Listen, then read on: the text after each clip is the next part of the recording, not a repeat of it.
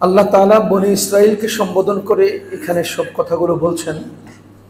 মুসা আলাইহিস সালাতু ওয়াস সালাম এর উম্মতের কেন্দ্র করে যে ওয়াজাল্লালনা আলাইকুমুল গামামা ওয়া আনজালনা আলাইকুমুল মান্না ওয়াস সালওয়া, আমি তাদেরকে ঢেকে দিয়েছিলাম মেঘমালা দিয়ে এবং তাদের উপরে নাজিল করেছিলাম মান্না এবং সালওয়া, এক ধরনের খাবার। তাদেরকে আল্লাহ নির্দেশ দিয়েছেন, এখানে তাদের না তোমাদের বলে সম্বোধন করছেন। তোমাদেরকে আমি ঢেকে দিয়েছিলাম মেঘমালা দিয়ে, তোমাদেরকে আমি নিয়ামত দিয়েছিলাম মান্না এবং সালওয়া। আর কুলু মিন তাইয়্যিবাতি মা রাযাকনাকুম, তোমরা খাও আমি যে রিজিক দিয়েছি এর রিজিকের হালালগুলো। আমি যে রিজিক দিয়েছি এই রিজিকের হালালগুলো খাও। খাওয়ার কথা আছে, হালাল খাওয়ার কথা আছে। গত সপ্তাহে এ ব্যাপারে আমরা জোরালোভাবে বলেছি। খাওয়ার কথা আছে, হালাল খাওয়ার কথা আছে। খাওয়া তো সবাই খায়, খাওয়া তো সবাই খায়। আমি যদি সবার মতো খাই তা আমার বৈশিষ্ট্যটা কোথায়? যেমন 3 ধরনের মাখলুকে খায়, মোটা অক্ষরে বলি তাহলে মানুষের মধ্যে মুসলমানেও খায়, হিন্দুরাও খায়, আবার মানুষ না এমন জানোয়ারেও খায়। আমি তো গরু ছাগল না, মানুষ। আমার খাওয়া হতে হবে আলাদা। আমি তো অমুসলমান না, মুসলমান, আমার খাওয়া হতে হবে আলাদা। কুলু মিন তাইয়্যিবাতি মা রাযাকনাকুম, খাবারের বেলায় হালাল খাওয়ার বিষয়টা সবচেয়ে বেশি গুরুত্বপূর্ণ। মানুষের জীবনে সবচেয়ে বেশি গুরুত্বপূর্ণ হলো হালাল খাবার। নামাজ, রোজা, যাকাত, হজ এগুলোর চেয়েও হালাল খাবারের গুরুত্ব বেশি। এগুলোর চেয়েও হালাল খাবারের গুরুত্ব বেশি। আল্লাহ যে নির্দেশ দিলেন মিন তাইয়্যিবাত, কুলু মিন তাইয়্যিবাতি মা রাযাকনাকুম, আমার দেওয়া রিজিক থেকে তোমরা হালাল খাও। দেখেন, আমি বারবার এই বিষয়গুলোকে মুযাকারা করি, এজন্য আল্লাহ তাআলা বলেছেন ওয়াযাক্কির ফাইন্না যিকরা তানফাউল মুমিনিন, মানুষের সামনে মুযাকারা করো, এর দ্বারা মুমিনদের ফায়দা হয়। বারবার বলছি এই জন্য যে অন্তত যদি আমাদের দিলে লেগে যায়। হালাল খাবার সমস্ত ইবাদতের উপরে। একজন রোজাদার 12 মাস রোজা রাখে, তার মর্যাদা যত। একজন হাজি 50 বছর থেকে প্রতি বছর লাগাতার হজ করে, তার মর্যাদা যত। একজন তেলাওয়াতকারী 40 বছর বয়স পর্যন্ত প্রতিদিন লাগাতার তেলাওয়াত করে, তার মর্যাদা যত। আল্লাহর কসম, জিন্দগিতে যে হারাম ত্যাগ করে শুধু হালালের উপরে চলে, তার মর্যাদা ওর চেয়েও বেশি, তার মর্যাদা তার চেয়েও বেশি।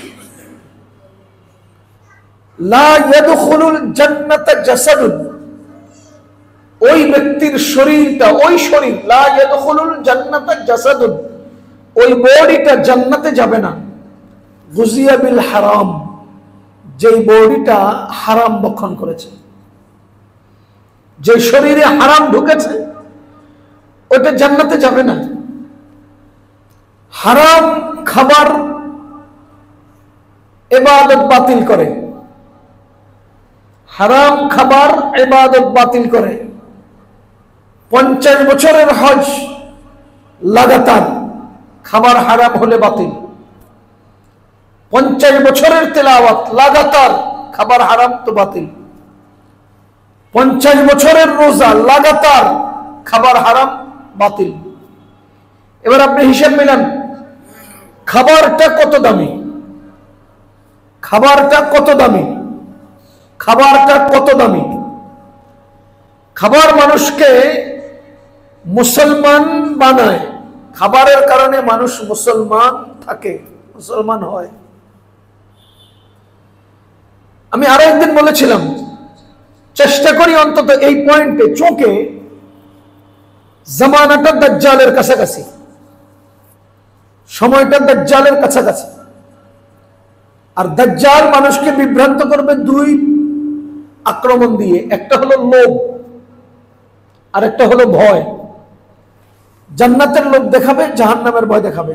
এই তো, জান্নাতের লোভ দেখাবে, জাহান্নামের ভয় দেখাবে। আমারে খোদা মেনে নাও, জান্নাত দেবো, খোদা না মানলে জাহান্নাম দেবো। সময়টা দাজ্জালের কাছাকাছি। নবীজি সাল্লাল্লাহু আলাইহি ওয়াসাল্লাম বলেন, দাজ্জাল এমন এক ফিতনা, যে এই পর্যায়ের ফিতনা পৃথিবীতে আর আসেনি। এই পর্যায়ের ফিতনা আমাদের খুব নাগালের কাছাকাছি, নাকের ডগায়। লোভ আমাদেরকে অস্থির করে ফেলবে, লোভে আমরা অন্ধ হয়ে যাব। সময়টা আসতেছে, চলতেছে। নবীজি বলেছেন যে মানুষ সকালবেলা মুসলমান থেকে তো বিকালে বেঈমান হয়ে যায়, বিকালে ইমানদার থেকে তো সকালে বেঈমান হয়ে যায়। একেবারে সামান্য থেকে সামান্য জিনিসের কাছে তারা তার ঈমানকে বিক্রি করে দেয়, ক্ষুদ্র ক্ষুদ্র জিনিস। এখানে ওই সময়টা আমরা এখন পাঠ করতেছি। এই জন্য লোভের কন্ট্রোল, নিয়ন্ত্রণ দাজ্জালি ফিতনা থেকে আপনাকে বাঁচাবে, আমাকে বাঁচাবে। এই জন্য হালাল খাবারের কথা আমি বারবার বলার চেষ্টা করি। দেখেন, আমরা খানা খাওয়ার পরে দোয়া পড়ি, আলহামদুলিল্লাহিল্লাযী আত'আমানা ওয়া সাকানা। বাথরুম থেকে বের হয়ে দোয়া পড়ি, আলহামদুলিল্লাহিল্লাযী আযহাবা আন্নিল আযা ওয়া আফানি।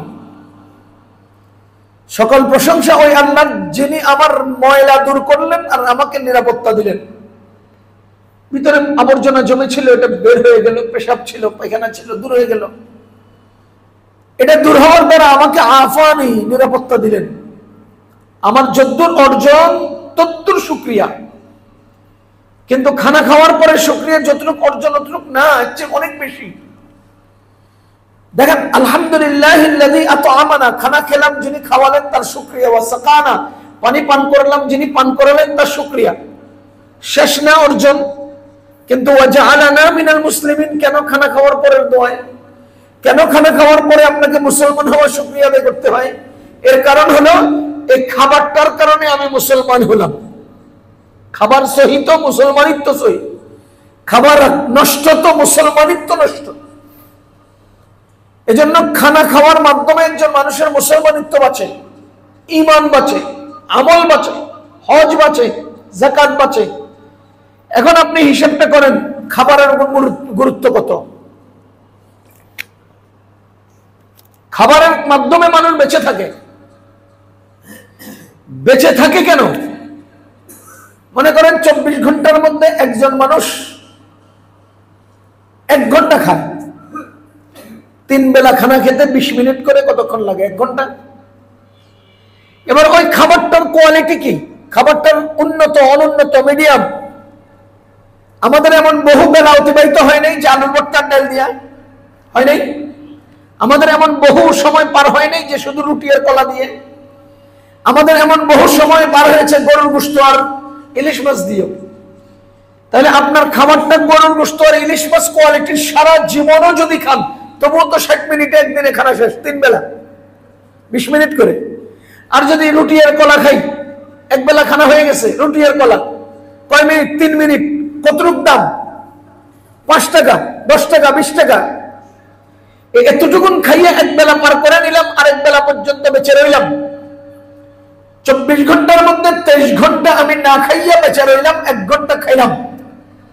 এবার আপনাকে আমি জিজ্ঞেস করতে চাই, 1 ঘন্টার খাবার হারাম হওয়ার কারণে প্রতিদিনের 23 ঘন্টার জীবন ধ্বংস হয়েছে কিনা?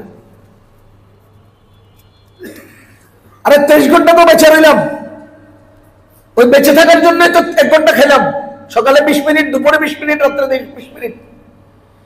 এই 3 বারে 1 ঘন্টা খাওয়ার পর বাকি যে 23 ঘন্টা বেঁচে রইলাম, এই বেঁচে থাকা কি কাজে? এই বেঁচে থাকা তো আমার ইবাদতের জন্য। এই বেঁচে থাকার তো একটা উদ্দেশ্য আছে। দুনিয়ার কারো বেঁচে থাকার উদ্দেশ্য নাই, আমার উদ্দেশ্য নাই, তো আমি আর তার মধ্যে পার্থক্য রইল কই? হ্যাঁ,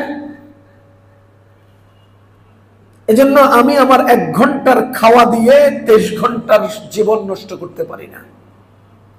কুলু মিন তাইয়্যিবাতি মা রাযাকনাকুম, আল্লাহ তাআলা বলেন হালাল খাও, হালাল খাও। ভাইও, হারাম আল্লাহ আমাদেরকে ইমতিহানের জন্য বানিয়েছেন। হারাম আমাদের খাওয়ার জিনিস না, হারাম মানুষের খাবার জিনিস না। মানুষ কেমনে হারাম খায়, এটা প্রশ্ন আর কি। আল্লাহ আমাকে বাঁচাইছেন, আপনাকে বাঁচিয়েছেন, আমাদেরকে আল্লাহ রক্ষা করেছেন, এই জন্য আমরা বেঁচে আছি, আশা করি আমরা বেঁচে আছি। কিন্তু হারাম জিনিসটা তো হারাম, এটা তো হারাম, এটা তো নাপাক, এটা তো গান্ধা, এটা তো আবর্জনা। কিভাবে খাবো এটা? হারাম খাবো না ভাই, হারাম খাবো না। কুলু মিন তাইয়্যিবাতি মা রাযাকনাকুম, তোমাকে আমি যে রিজিক দিয়েছি তার মধ্য থেকে হালাল খাও। রিজিক দান করেন কে? আল্লাহ। এরপরে আবার আমাকে রিজিকের তালাশ করতে বলছেন। দেখেন, এখানে একটা প্রাসঙ্গিক প্রশ্ন না করলে নয়। একটা আল্লাহ বলেন মা রাযাকনাকুম, আমি তোমাদেরকে যে রিজিক দিয়েছি, বুঝা গেল রিজিকের দাতাকে আল্লাহ। নবীজি বলেন তলাবু কাসবিল হালালি ফরিদাতুন বাদাল ফরিদা, ফরজ ইবাদতগুলো শেষ করার পর হালাল রিজিক তালাশ করা ফরজ। হালাল রিজিক তালাশ করা ফরজ। আল্লাহ বলেন রিজিক আমি দেই, নবীজি বলেন তোমাকে হালাল রিজিক তালাশ করতে হবে। আচ্ছা, এবার আরেকটা হাদিস, নবীজি বলেন ইন্নার রিজকা লা ইয়াতলুবুল আবদা, নিশ্চয় রিজিক মানুষকে এমন ভাবে তালাশ করে কামা ইয়াতলুবুহু আজালুহু, যেভাবে তার মৃত্যু তাকে তালাশ করে নেয়। বলেন তো, এক হাদিসে বলে আমার রিজিক তালাশ করতে হবে, এক হাদিসে বলে রিজিক আমারও তালাশ করে। আল্লাহ বলেন আমি রিজিক দেই। তাহলে আমি আসলে কোনটা? রিজিক আল্লাহ দেন, যদি আল্লাহ রিজিক দেন তো আমি ঘরে বসে থাকলে হয়। যদি রিজিক আল্লাহ দেন তো আমি ঘরে বসে থাকলেই তো হয়।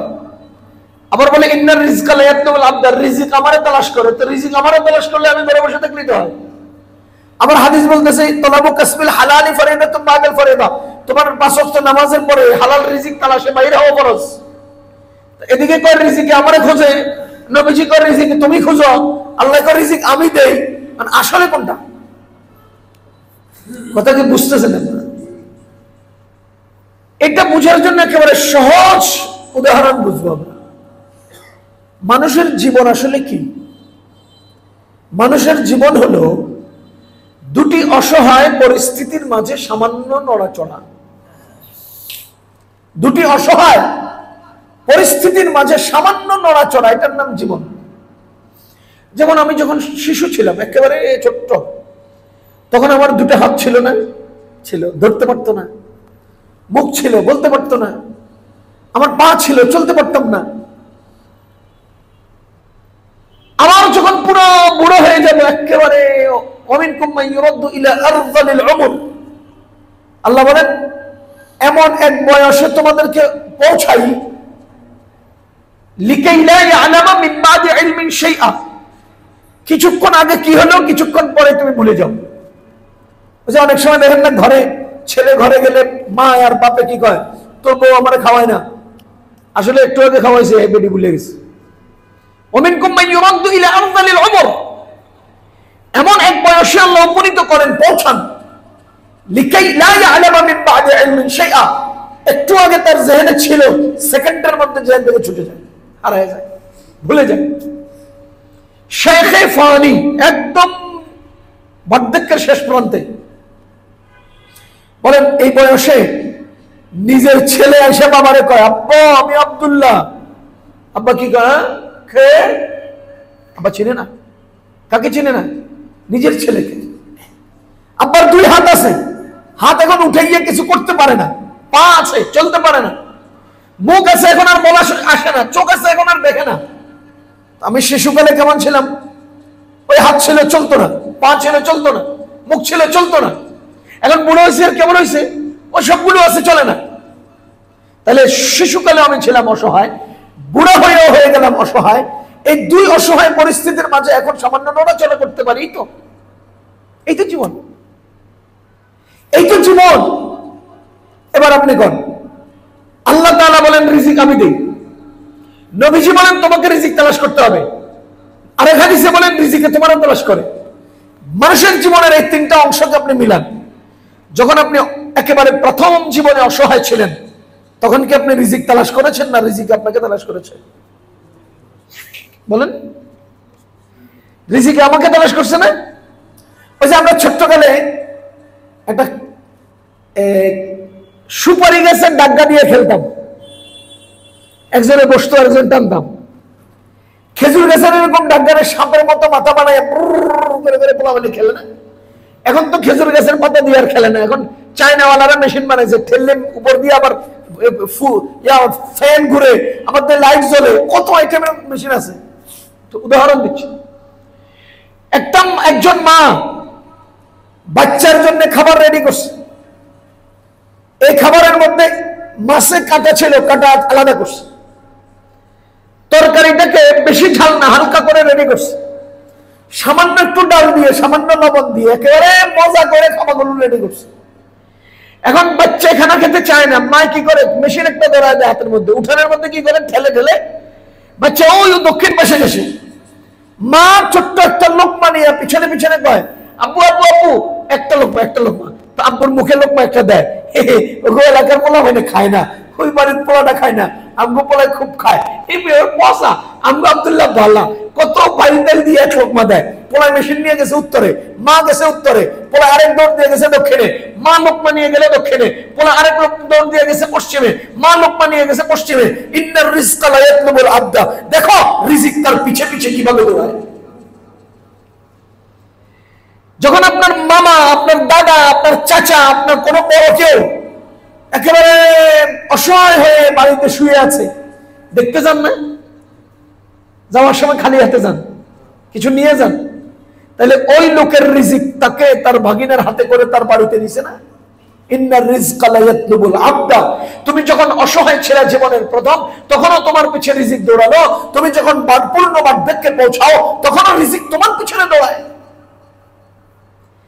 এটা হলো রিজিক তালাশ, রিজিকে আমাকে তালাশ করে, এটার উদাহরণ। এবার আসেন, আমি রিজিক তালাশ করবো কখন? যখন আমার চলার ক্ষমতা আছে, খোঁজার ক্ষমতা আছে, তালাশের শক্তি আছে, তখন আমাকে রিজিক তালাশ করতে হবে। তখন আমি একটা হাত পা গুটে গিয়ে বসে থাকবো, আমার আল্লাহ এই হালতে আমার রিজিক দিবেন, রিজিক বাড়ায় দিবেন, বরকত দিবেন, ওয়াদা করেন নেই না। ফাইদা কুদিয়াতিস সালাহ, যখন তোমার নামাজ শেষ হয়, ফান্তাশিরু ফিল আরদি, জমিনে ছড়ায় পড়ো। ফান্তাশিরু ফিল আরদি, জমিনে ছড়ায় পড়ো। শব্দ একটা, ফান্তাশিরু এক, ফিল আরদ জমিন। তোমরা ছড়িয়ে পড়ো কোথায়? জমিনে। এবার ছড়িয়ে পড়ার কি অর্থ? ছড়িয়ে পড়ার অর্থ হলো তুমি তোমার কর্মস্থলে পৌঁছে যাও। নামাজ শেষ, দৌড়াও, কর্মস্থলে দৌড়াও, ইন্তেশার হয়ে যাও, ছড়িয়ে পড়ো দুনিয়াতে, জমিনে। এবার বলেন, আল্লাহ আলাল ইনফিরাদ, ইন্ডিভিজুয়াল আলাদা আলাদা করে কাউকে বলেন নাই, ইজতিমাই সামগ্রিকভাবে আল্লাহ সবাইকে বলে দিয়েছেন ছড়িয়ে পড়ো। আপনি কি করেন? চাকরি করেন, তুমি চাকরিতে ছড়িয়ে পড়ো। আপনি কি করেন? ব্যবসা, তুমি ব্যবসায় ছড়িয়ে পড়ো। আপনি কি করেন? কৃষি, তুমি কৃষিতে ছড়িয়ে পড়ো। আপনি কি করেন? বিজ্ঞানে ছড়িয়ে পড়ো। তুমি যে কাজে আসো প্রত্যেকে তার কাজে ছড়িয়ে পড়ো। আল্লাহ তাআলা কৃষককে বলেন নাই তুমি কৃষিতে ছড়িয়ে পড়ো, আল্লাহ তাআলা ব্যবসায়ীকে বলেন নাই তুমি ব্যবসায় ছড়িয়ে পড়ো, বরঞ্চ আল্লাহ এমন এক শব্দ বলেছেন যে যেই পেশায় আছো প্রত্যেকে যার পেশায় ছড়িয়ে পড়ো। এখন ছড়িয়ে পড়ার জন্য বলেন তো আমাকে উপকরণ নিতে হবে না? আমার কর্মস্থল হলো চট্টগ্রাম, এখন আমার পা দিয়ে কি চট্টগ্রাম যাওয়া সম্ভব? ইন্তেশার ছড়িয়ে পড়ার জন্য আমাকে দরকার কি? বাহন। আমার দরকার বাহনটা রাস্তায় চলার জন্য আমার দরকার রাস্তা। তাহলে জগতের মধ্যে তোমরা রাস্তা বানাও, জগতের মধ্যে তোমরা গাড়ি বানাও, মানে তোমার ইন্তেশারের জন্য, তোমার ছড়িয়ে পড়ার জন্য যত কিছু লাগে সবকিছুর আয়োজন করো। এই এক আয়াতের ভেতরে সব লুকানো আছে। কেন আমি ছড়িয়ে পড়বো? কি কারণে আমি ছড়িয়ে পড়বো? কেন নামাজ পড়ে মসজিদে বসে থাকবো না? কেন আমি নামাজ শেষ হলে জগতে ছড়িয়ে পড়তে হবে, জমিনে ছড়িয়ে পড়তে হবে? কেন? ওই যে তলাবু কাসবিল হালালি ফরিদাতুন বাদাল ফরিদা, তোমার নামাজ ফরজ, এটা আদায়ের পরে তোমার হালাল রিজিকের তালাশ করা ফরজ, আর এই হালাল রিজিকের তালাশে তুমি ছড়িয়ে পড়ো। কুলু মিন তাইয়্যিবাতি মা রিযকনাকুম, হালাল রিজিক আমার অর্জন করতে হবে। রিজিক আমার কাছে আসবে, কখন আসবে? রিজিককে আমার খুঁজে নিতে হবে। আরে ভাই, রিজিক আমাকে খুঁজে নিতে হবে। আল্লাহ তাআলা নদীতে মাছ বানায় রাখছেন, কোথায়? মেঘনা নদীতে। আমরা সবাই ঘরে বসে রয়েছি, তো মাছ এটা আমার কাছে আসবো কিভাবে? মাছ কি আকাশে ধরে? না, পানিতে হয়। তো পানিতে যদি কেউ না ছড়িয়ে পড়ে, পানিতে যদি কেউ না ব্যবস্থাপনা গ্রহণ করে, তো এই মাছগুলো আমার যাত্রাবাড়ি বাজারে আসবে কোত্থেকে? ওখান থেকে আবার আমার ধনী এলাকায় আসবে কোত্থেকে? এজন্য রিজিক যেখানে আসে সেখানে গিয়ে তোমাকে রিজিক খুঁজে নিয়ে আসতে হবে, সেখানে গিয়ে আমাকে রিজিক খুঁজে আনতে হবে। আর রিজিকের দিকে আমি যাব তো আল্লাহ আমাকে রিজিক দিবেন। তালাবু কাসবিল হালালি ফরিদাতুন বাদাল ফরিদা, এর অর্থ হলো তুমি যখন রিজিক তালাশ করতে পারো তখন তোমাকে রিজিক তালাশ করতে হবে। আচ্ছা, এরপরে আরেকটু সহজ করি। আপনার বাসা কতটুকু দূরে এখান থেকে? হ্যাঁ, সামান্য। আপনার তো সামান্য। আচ্ছা, আপনার বাসার কাছাকাছি চা দোকান আছে না নাই? চা খেতে যান? চা খেতে দোকানে যান না? দোকান থেকে চা নেন না আপনারা? কি চা খেতে দোকানে যান না? আচ্ছা, আপনি বলুন তো, চা দোকানের চাটা খেতে আপনি গেলেন কোত্থেকে? বাসা থেকে। এবার বলেন, ওই চা দোকান পর্যন্ত চায়ের যাবতীয় সামগ্রী আসলো কোত্থেকে? তাহলে আপনার এক কাপ চায়ের জন্য চিনির দরকার, চা পাতির দরকার, দুধের দরকার, কেটলির দরকার, এরপরে স্টোভ বা আগুনের দরকার, ওই আগুন জ্বালানোর জন্য একটা মেসের দরকার, সেখানে আবার চামচের দরকার, চায়ের ছাঁকুনির দরকার। কি পরিমাণ আয়োজন একাত্র করে এক কাপ চা হয়। আপনি ওই এক কাপ চা গ্রহণের জন্য মাত্র 10 কদম দূর থেকে আসলেন, আর চিনি চিটং থেকে আসলো, চা পাতি সিলেট থেকে আসলো। আপনি বুঝেন না, ইন্নার রিজকা লা ইয়াতলুবুল আবদা, রিজিক তোমার খোঁজে খোঁজে তোমার বাড়ির পাশে চা দোকানে আসলো, আর তোমার হাত আছে, পা আছে, চলতে পারো। তালাবু কাসবিল হালালি ফরিদাতুন বাদাল ফরিদা, তুমি তোমার ঘর থেকে নাইমা 10 কদম দূরে যে চা দোকানে চাও খেতে পারো না? তাহলে এক হাদিসে বলতেছে রিজিক তোমার বাড়ির কাছে চা দোকান পর্যন্ত আসে, আর ওই হাদিস বলতেছে তুমি চার খোঁজে বাড়ি থেকে নামো। সুতরাং দুই হাদিস তাজাদ না। এক হাদিস বলতেছে ইন্নার রিজকা লা ইয়াতলুবুল আবদা, রিজিক মানুষকে তালাশ করে। আবার নবীজি বলেন রিজিক তুমি তালাশ করো। তাহলে দুইটা একটা আরেকটার বিপরীত না, দ্বিমুখী না। কারণ আমি চা খাওয়ার জন্য চা দোকান পর্যন্ত যাব, এটা হলো ওই হাদিসের দাবি যে তুমি রিজিক তালাশ করো। আর রিজিক আমাকে খুঁজে আসে, এটার অর্থ হলো সিলেট থেকে চা পাতা, চিটাং থেকে চিনি তোমার চা দোকানের কাছে পর্যন্ত আসছে। দুটোই সমন্বয় হবে, এরপরে রিজিক আমি পাবো। যাহা হোক, রিজিক আমাকে খুঁজে নিতে হবে। বুঝেন, রিজিক আমাকে খুঁজে নিতে হবে। আর আমি যখন খুঁজবো না, তখন আল্লাহ আমাকে দিবেন। আমি হাত গুটিয়ে বসে থাকলে আল্লাহ দিবেন না। একটা গুরুত্বপূর্ণ উদাহরণ দেখেন। আল্লাহ, হযরত মারিয়াম আলাইহিস সালামের নাম শুনছেন? ঈসা আলাইহিস সালামের আম্মা মারিয়াম আলাইহিস সালাম, তিনি ওই যে ঈসা আলাইহিস সালামের পেটে যখন বাচ্চা আসলো, তিনি আড়ালে গেলেন এক জায়গায়। জিবরাইল আলাইহিস সালাম বলতেছেন যে আমি তোমাকে একটা বাচ্চার সুসংবাদ দিচ্ছি। কি আশ্চর্য কথা! ইন্নী আউযু বির-রহমানি মিনকা ইন কুনতা তাকিয়্যা। হযরত মারিয়াম আলাইহিস সালাম বলতেছে আমি তোমার অনিষ্ট থেকে আল্লাহর পানাহ চাচ্ছি, যদি তুমি মুত্তাকি হও আমার কাছে আইসো না। কে? মারিয়াম আলাইহিস সালাম বললেন। এটা লম্বা আলোচনা, আমি লম্বা বলতেছি না, আমি শুধু লাস্টের অংশটা বলছি।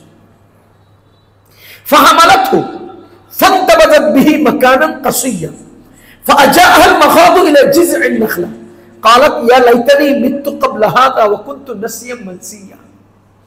বাচ্চা যখন পেটে আসলো, বাচ্চা যখন জন্ম হলো, তখন হযরত মারিয়াম আলাইহিস সালাতু ওয়াস সালাম কি শুরু করলেন? পেরেশান হয়ে গেলেন, অস্থির হয়ে গেলেন, এবং তিনি বলতে লাগলেন আরে যদি মরে যেতাম, যদি নাই হয়ে যেতাম, যদি নাসিয়াম মানসিয়া হয়ে যেতাম, যে পৃথিবীর কেউ আর আমার নামও জানে না, কেউ আর নামও জানতো না, এরকম যদি হয়ে যেতাম। হাদা ওয়া কুনতু নাসিয়াম মানসিয়া, যদি এমনটা না হতো, ইয়া লাইতানি মিততু, যদি আমি মরে যেতাম, আর আমি যদি মানুষের দিল দিমাগ থেকে মুছে যেতাম, দুনিয়ার ইতিহাস থেকে মুছে যেতাম। উনি কামনা করতেছে যদি মুছে যেতাম, আর আমরা কোরআন শরীফে পাইয়া আজীবনকার জন্য আর মুছার কোনো কথা নাই। মুছা দেওয়া সম্ভব? কোরআনের আয়াত হয়ে দুনিয়াতে আসছে ওনার বর্ণনা, মুছবে কিভাবে? যেই পয়েন্টটা আপনাকে বলছি, ফানাদাহা মিন তাহতিহা, উনি যে খেজুর গাছের নিচে গিয়ে বসছেন ক্লান্ত শ্রান্ত হয়ে, টেনশন আর পেরেশানির একেবারে সর্বোচ্চ পর্যায়ে পড়ে খেজুর গাছের নিচে গিয়ে বসে গেছেন। বসে চিন্তা করতেছেন যদি মরে যেতাম, যদি পৃথিবীর ইতিহাস থেকে মুছে যেতাম। এবার খেজুর গাছের নিচ থেকে একটা আওয়াজ আসছে, আল্লাহ তাহজানি, ভয় পাইও না, চিন্তা করো না, আল্লাহ তাহজানি, চিন্তা করো না, قد جعل ربك تحتك سريا وهزي إليك بجذع النخلة تساقط عليك رطبا جنيا وهزي إليك بجذع النخلة تساقط عليك رطبا جنيا। খেজুর গাছের নিচে আওয়াজ আসছে, ও মারিয়াম, তোমার মাথার উপরে যে খেজুর গাছটা আছে, খেজুর গাছের ডাগগাটা ধরে টান দাও। হুজ্জি ইলাইকি, নিচের দিকে টান দাও, নিজের দিকে। বিজিজআইন নাখলাতি, খেজুর গাছের ডাগগাটে, খেজুর গাছের যে পাতাটা আছে এটারে ধরে নাড়া দাও। যদি নাড়া দাও কি হবে? তুসাকিত আলাইকি, তোমার উপরে পড়তে থাকবে, তোমার উপরে পড়তে থাকবে রুতাবান জানিয়া, একেবারে পবিত্র পরিচ্ছন্ন সুস্বাদু খেজুর। আচ্ছা আপনারা বলেন, এই যে ঘটনাগুলোর সাথে সাথে জিবরাইল আলাইহিস সালাম সাথে আছেন না নাই? এই যে ঘটনাগুলো ঘটতেছে আল্লাহ স্বয়ং আছেন না নাই? আচ্ছা এবার বলেন, জিবরাইলও আছেন, আল্লাহও আছেন, তো উনি খেজুর গাছের ডাগা লয়ে লাগতে হবে কেন? উনি খেজুর গাছের ডানা ধরে লাভতে হবে কেন? খেজুর একেবারে সুন্দর জান্নাতি প্লেটের মধ্যে জিবরাইল আইনা দিতে পারতেন না, আপনি এটা খান, পারতেন না? স্বয়ং জিবরাইল সাথে আছেন, যার রূহের মাধ্যমে, যার ফুয়ের মাধ্যমে ঈসা আলাইহিস সালামের জন্ম হলো, তিনি তার ঈসা আলাইহিস সালামের আম্মা মারিয়ামের সাথে আছেন, অথচ তিনি সুন্দর একটা প্লেটের মধ্যে খাবার দাবার এইনা উপস্থিত করলেন না। কি করলেন? হুজ্জি ইলাইকি বিজিজইন নাখলাতি তুসাকিত আলাইকি রুতাবান জানিয়া, তুমি খেজুরের দানা, খেজুরের পাতাটাকে নাড়া দাও, তো তোমার দিকে খেজুর পাকা পাকা এবং সুস্বাদু মজাদার খেজুর পড়বে। এবার বলেন তো বান্দার কাজ কি? নাড়া দেওয়া। বুঝেন বান্দার কাজ কি? নাড়া দেওয়া। বান্দায় যদি টান না দেয়, নাড়া না দেয়, তো খেজুর ঝরবো কেমনে? ইভেন ঈসা আলাইহিস সালামের আম্মা, যিনি একজন নারী, যিনি পেরেশান, যিনি এলাকায় গেলে হালত কি হবে এই নিয়ে অস্থির, যিনি একটা বাচ্চা বাবা ছাড়া একজন সন্তানের মা হলেন, এমন এক কঠিন পরিস্থিতিতে নিরীহ একজন মহিলা, ইনাকে আল্লাহ তাআলা কি নির্দেশ দিচ্ছেন? বেল ধরে টান মারো কেন? এমন অসহায় পেরেশান পরিস্থিতির শিকার একজন মহিলাকে আল্লাহ নিজেই তো খাবার এনে দিতে পারতেন, জিবরাইল নিজেই তো এনে দিতে পারতেন, তাকে বলে টান দাও, তো তুমি কে? আমি কে, আপনি কে যে আমরা বসে থাকবো আর আল্লাহ আমার দিয়ে দিব? কে আপনি টানতে পারেন না? আপনি ধরেন না কেন, টানেন না কেন, উপকরণ গ্রহণ করেন না কেন? আপনি রিজিকের তালাশে ময়দানে যান না কেন? রিজিকের আয়োজনের সিস্টেম ধরেন না কেন?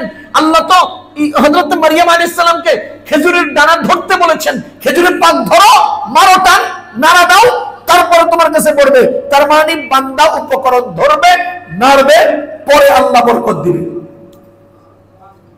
আল্লামা তকি উসমানী সাহেব দামাত বারাকাতুহু লিখেছেন, ওই যে তাবুকের যুদ্ধে যখন নবীজি যান, তাবুকের যুদ্ধ ইসলামের ইতিহাসে সবচাইতে গরমের, সবচাইতে লম্বা সফরের যুদ্ধ, দূরবর্তী এলাকার যুদ্ধ, প্রায় 1200-1300 না 1400 মাইল দূরে মদিনা থেকে, এত দূরের সফর। তো নবীজি সাল্লাল্লাহু আলাইহি ওয়াসাল্লাম সাহাবায়ে কেরামের কাছে চাঁদা চাইলেন। ওই যে আবু বকর রাদিয়াল্লাহু তাআলা আনহু ঘরের সবকিছু এনে দিলেন, ওমর অর্ধেক দিলেন রাদিয়াল্লাহু আনহু। ওই যুদ্ধ তাবুকের যুদ্ধ। নবীজি বলেন, দেখো তোমাদের কাছে পানির স্বল্পতা আছে, পানি কম, অমুক এলাকায় গেলে একটা কুয়া পাইবা, কুয়াতে একটু পানি পাইবা, ওই পানির কাছে আসলে আমাকে বলা ছাড়া কেউ ওখান থেকে পানি নিবা না। তো সেই কুয়াতে গেলেন, সাহাবায়ে কেরাম নবীজিকে বললেন, ইয়া রাসূলুল্লাহ, আপনার বর্ণনাকৃত সেই কুয়া আমরা পেয়ে গেছি। কুয়া মানে ইন্দারার মতো গর্ত কুয়া না, কুয়া মানে পাহাড়ের পাদদেশের নিচু একটা অংশ। এই বিশাল পাহাড়ের এলাকার মধ্যে অনুমান করেন এরকম এরকম নিচের দিকে এসে, নিচে পানি ঝর্ণা দিয়ে এসে পানি এখানে জমছে। তো ওখানে রাসূল সাল্লাল্লাহু আলাইহি ওয়াসাল্লাম নিচে নামলেন, নেমে সাহাবায়ে কেরামের সাথে নামছেন, দেখলেন যে ওখানে 2 জন ব্যবহার করতে পারবে এতটুকু পানি, অল্প, এবং পাহাড়ি এবং বালুময় এলাকা, খুব পানিগুলো ছলছল করছে, সুন্দর। রাসূল সাল্লাল্লাহু আলাইহি ওয়াসাল্লাম ওই পানিতে নিজের হাত মুবারক ঢুকাই দিলেন। এরপরে নবীজির 5 আঙ্গুল থেকে ঝর্ণার মতো পানি বের হওয়া শুরু হলো।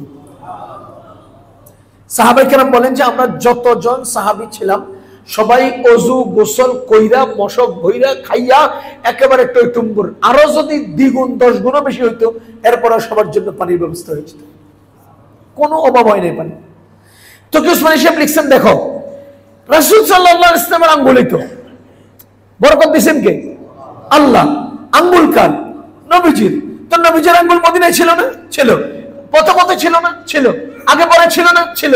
আল্লাহ তো আগে পরে ছিলেন। তাহলে আল্লাহ তাআলা আগে আগে উপরে উপরে যেখানে দরকার ওখানে কোন সিস্টেম মতো দিলেন না, কিন্তু কুয়া পর্যন্ত নিলেন, ওখানে নিয়ে পানিতে হাত দেওয়াইলেন, এরপরে পানি বের করলেন। ঘটনাটা কি? এর ঘটনা হলো তোমাকে যেতে হবে জায়গা পর্যন্ত, গ্রহণ করতে হবে উপকরণ, এরপরে আল্লাহ সেখানে বরকত দিবেন। আল্লাহ চাইলে, আল্লাহ তো আল্লাহই, রাসূল তো রাসূলই, রাসূলের আঙ্গুল তো ওগুলোই, বরকত তো এমনি হতে পারে। আল্লাহ পানি দেন, চলে আসতে পারতো না, ওই পানি পর্যন্ত নবীজি গেছেন, সেখানে নামছেন, সেই পানিতে হাত দিয়েছেন, এরপরে বরকত হয়েছে।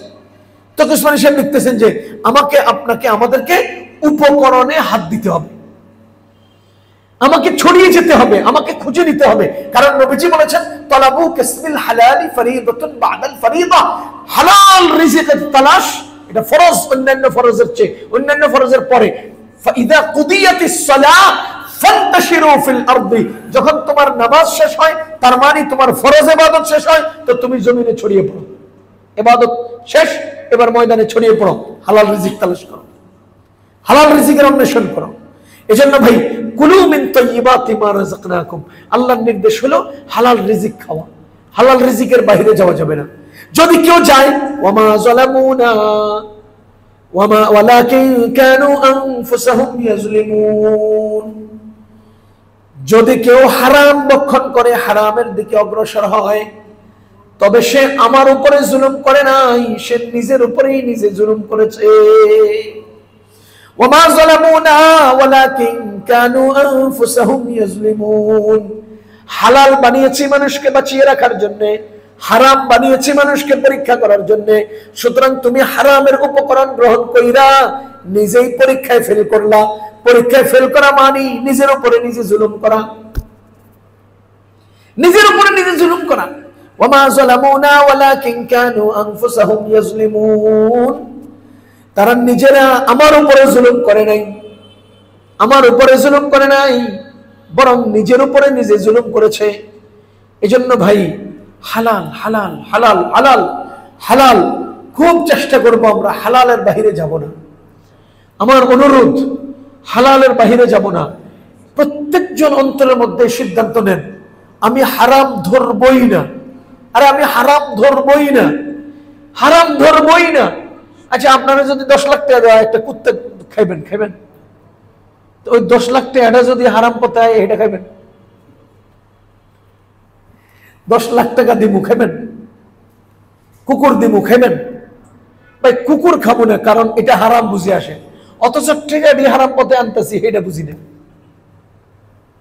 যে টাকা দিয়ে আনতেছি, এটা কোনটা হারাম? কুকুরটা হারাম, কুত্তা খাই না, টাকা কেন খাই? ভাই সুর হারাম, কেন নেব গো?